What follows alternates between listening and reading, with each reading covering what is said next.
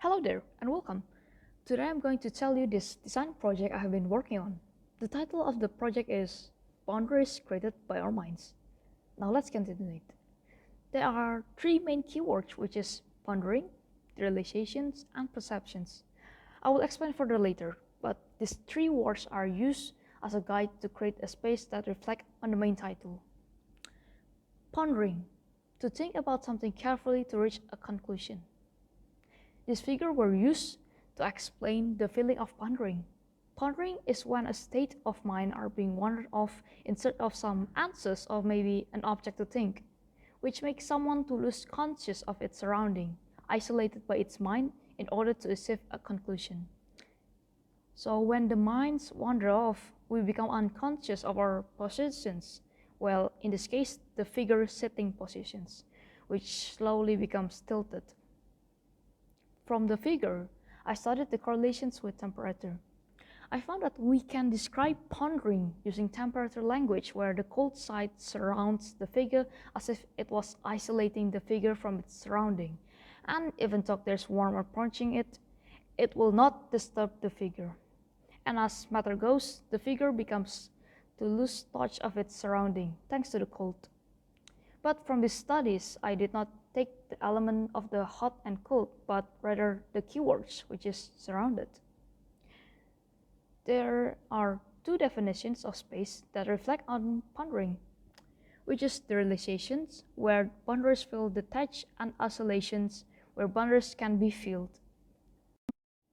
From that words, I draw a room that reflects on these definitions.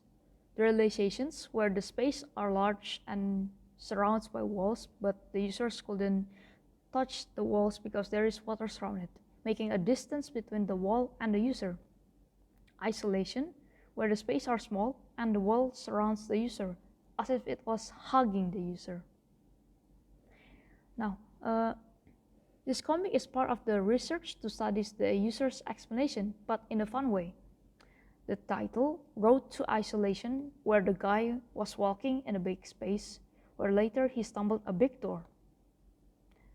As he went through it, the tunnels become smaller and narrower, where later he stumbled a small room with a glass wall where there's a beautiful landscape to watch, to be out of its surrounding, which conclude that isolation contradicts the word of pondering, because pondering is when the mind is unaware of its surroundings. So next was the studies of the realizations in space, where I played how big the opening doors should be to create such feelings.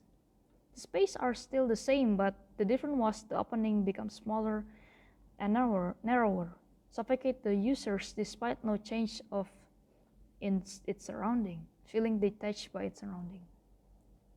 In conclusion, the words, the realizations fits pondering because the main point was to capture a cloudy and the feelings of detached from its surrounding, like a cloud of gel, where the boundaries aren't as solid as it looks like. Perceptions. In this chapter, I will talk more about my plants. Well, before I explain what perceptions is, I want to tell one of the features I saw in my plants, Anthurium flower, which is translucent. From afar, the leaf looks really solid, but if you look closely enough, it's actually really thin, and the shadows from behind the leaf are visible. The closer the leaf with the front leaf, the darker the shadows. The further it is, the lighter it goes. From there, I was inspired to create a visual where some lines are darker and some lighter, by playing the lack of the lines. Now let's talk about perceptions. The flower on my anthurium grows on the middle, surrounded by its leaf. So when you rotate the pot, the positions go different. This is the illustrations to explain it better. So in some point, you can see the flowers clearly, or only part of the flowers, or maybe in some points, you cannot see the flower at all.